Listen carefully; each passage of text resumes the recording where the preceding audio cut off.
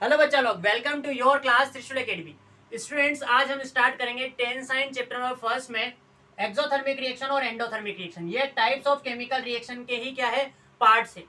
तो स्टूडेंट्स, इनके भी नोट्स आपको डिस्क्रिप्शन बॉक्स में मिल जाएंगे। वहां पे आपको एक लिंक दी गई है, तो वहां पे आप जाके ले सकते हो।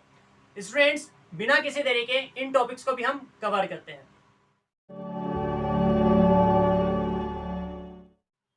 स्टूडेंट, सबसे पहले बात करते हैं हम एक्सोथर्मिक रिएक्शन की। एक्सो का मतलब क्या होता है, सबसे पहले ये समझिए।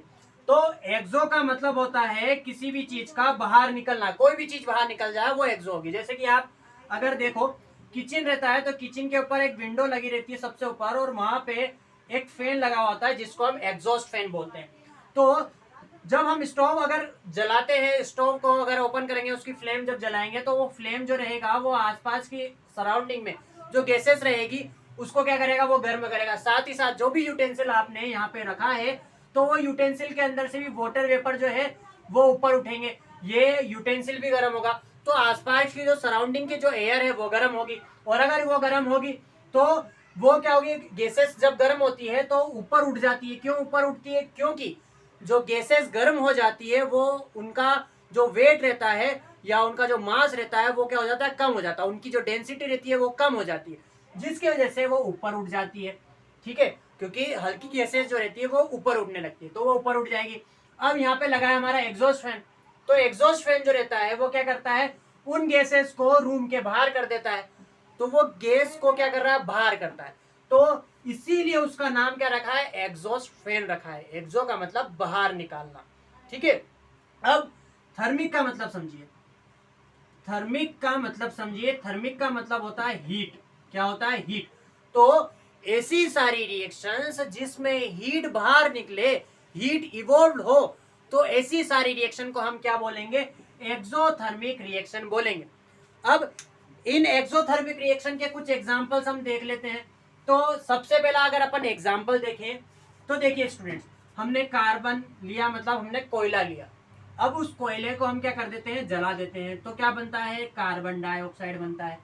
ठीक है, अब जब हम कोयले को जलाएंगे तो इसके साथ साथ क्या रिलीज होगी, हीट भी रिलीज होगी। तो इस वजह से ये जो रिएक्शन है वो कौन सी रिएक्शन है, एक एक्सोथर्मिक रिएक्शन है। इसके बाद दूसरी चीज देखिए, यहाँ पे हम एक और एग्जांपल लेते हैं, C6H12O6। अब इसको अगर अपन क्या करेंगे, इसका ऑक्सीडेशन होगा। हालांकि ये जो रिएक्शन है ये रेस्पिरेशन की रिएक्शन देख रहे हैं।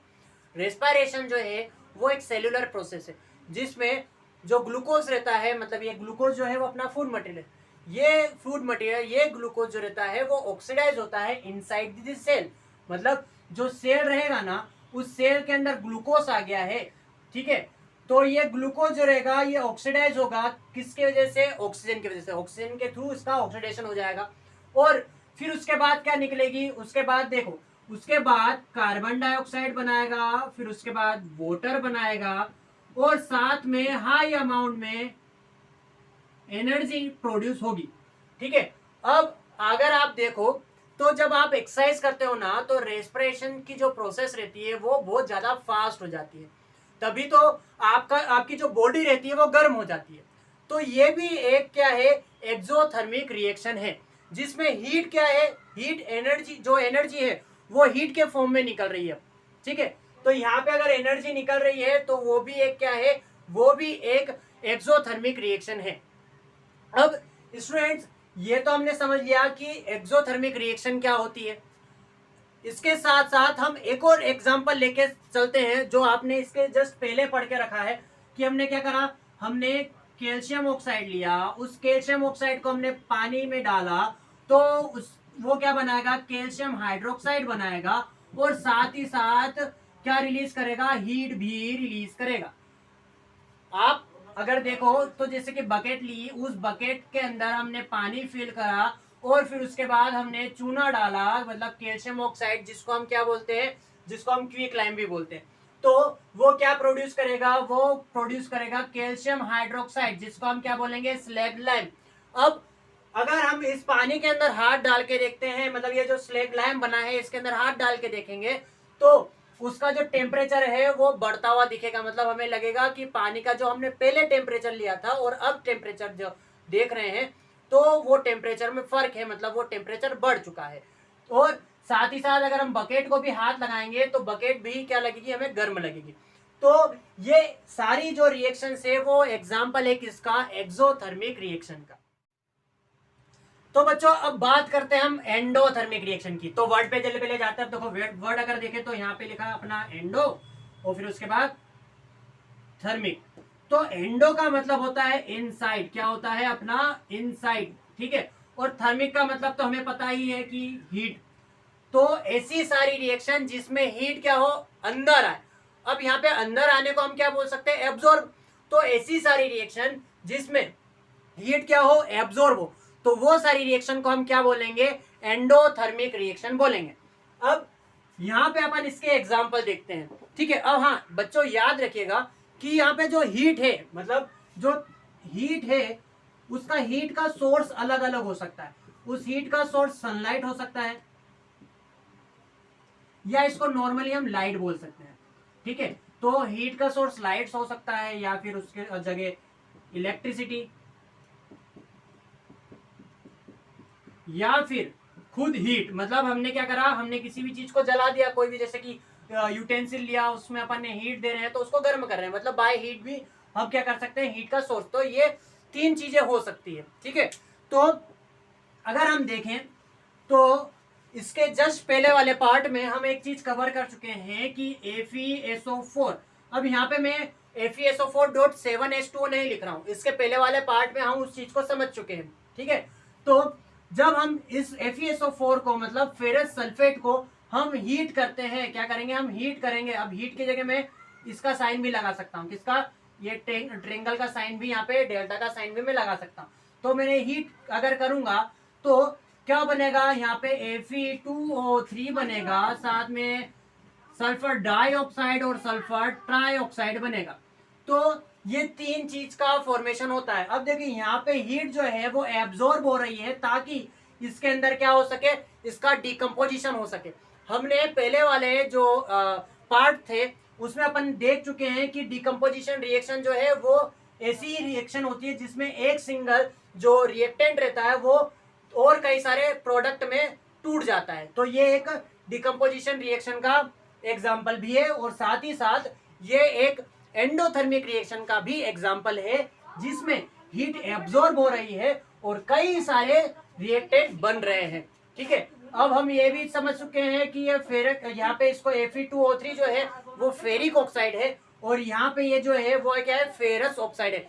इसके बारे में भी हम पहले वाले जो पार्ट है उसमें पढ़ चुके हैं कि जब कब इसको फेरिक आयरन को कब फेरिक बोलेंगे और कब फेरस बोलेंगे। यहाँ पे अपन एक और चीज समझ लेते हैं कि कब हम डाई बोलेंगे और कब ट्राई बोलेंगे। देखिए जैसे कि अगर अपन ने कार्बन मोनोऑक्साइड मतलब CO लिखा तो ये कार्बन मोनोऑक्साइड होता है, और अगर CO2 लिखेंगे तो कार्बन डाइऑक्साइड होता है। अब कार्बन मोनो, यहाँ पे देखिए ऑक्सीजन कितना है, एक है, तो एक ऑक्सीजन के लिए हम क्या लगाते हैं, मोनो लगाते हैं। और दो अगर रहेंगे यहाँ पे तो देखो दो ऑक्सीजन है यहाँ पे, तो दो के लिए हम क्या लगाते हैं, दो के लिए हम डाई लगाते हैं। और अगर तीन हो तो तीन के लिए हम क्या लगाते हैं, ट्राई लगाते हैं। तो अगर एक होगा तो मोनो, दो होंगे तो डाई, और तीन होंगे तो ट्राई। तो इस हिसाब से क्या हो जाएगा, कार्बन मोनोऑक्साइड, कार्बन दो है तो डाइऑक्साइड, यहाँ पे सल्फर दो ऑक्सीजन है तो डाइऑक्साइड, अगर यहाँ पे सल्फर तीन, यहाँ पे ऑक्सीजन कितने हैं, तीन है, तो इसलिए ट्राइऑक्साइड, तो सल्फर ट्राइऑक्साइड। स्टूडेंट्स अब अपन देख लेते हैं एक और एग्जांपल एंडोथर्मिक रिएक्शन का। तो हमने क्या लिया, कैल्शियम कार्बोनेट लिया। कैल्शियम कार्बोनेट को हम वही हीट करते हैं, तो हीट करने के बाद क्या बनता है, हीट करने के बाद कैल्शियम ऑक्साइड बन जाता है, और साथ में क्या रिलीज होगी, कार्बन डाइऑक्साइड जो है वो रिलीज हो जाएगी। अब यहाँ पे देखिए, यहाँ पे हीट एब्जॉर्ब हो रही है ताकि ये कैल्शियम कार्बोनेट जो है वो टूट जाए और भी कई सारे प्रोडक्ट में, ठीक है। ये भी डिकम्पोजिशन रिएक्शन ही है, ठीक है। तो यहाँ पे क्या हो रहा है, यहाँ पे हीट एब्जॉर्ब हो रही है ताकि रिएक्शन प्रोसीड हो सके, और इसीलिए इनको क्या बोलेंगे, हम एंडोथर्मिक रिएक्शन बोलेंगे। एंडोथर्मिक रिएक्शन का हम एक और एग्जांपल देख लेते हैं कि हमने क्या करा, हमने AgCl लिया, और AgCl को हमने क्या करा, अगर सनलाइट की प्रेजेंस में रखेंगे, किसकी प्रेजेंस में रखा, सनलाइट की प्रेजेंस में रखेंगे, तो ये जो Ag है वो अलग हो जाएगा, और Cl2 जो है वो अलग हो जाएगा, दोनों अलग अलग हो जाएंगे। तो यहाँ पे हीट का जो सोर्स है वो क्या है, सनलाइट है, और सनलाइट जो है वो इस AgCl को क्या कर रहा है, मतलब सिल्वर क्लोराइड को अलग अलग कर रहा है। अब यहाँ पे बैलेंस करना है तो यहाँ पे 2 लिख दीजिए, यहाँ पे 2 लिख दीजिए, तो ये रिएक्शन जो है वो बैलेंस हो जाएगी। तो स्टूडेंट्स ऐसी सारी रिएक्शन जिसमें हीट एब्जॉर्ब हो, किस फॉर्म में, वो चाहे सनलाइट हो या फिर लाइट हो या इलेक्ट्रिसिटी हो या खुद हीट हो, तो उन सारी रिएक्शन को हम क्या बोलेंगे, एंडोथर्मिक रिएक्शन बोलेंगे। तो स्टूडेंट्स यहाँ पे ये जो टॉपिक है, दोनों टॉपिक वो कवर होते हैं। तो आई होप आप सभी को समझ में आया होगा, और अगर आया है तो प्लीज इस चैनल को सब्सक्राइब करें, लाइक करें इस वीडियो को और शेयर करें। तो हम मिलेंगे नेक्स्ट पार्ट में, जिसमें हम और भी कई सारे जो टॉपिक्स हैं इसके कवर करेंगे। Thank you.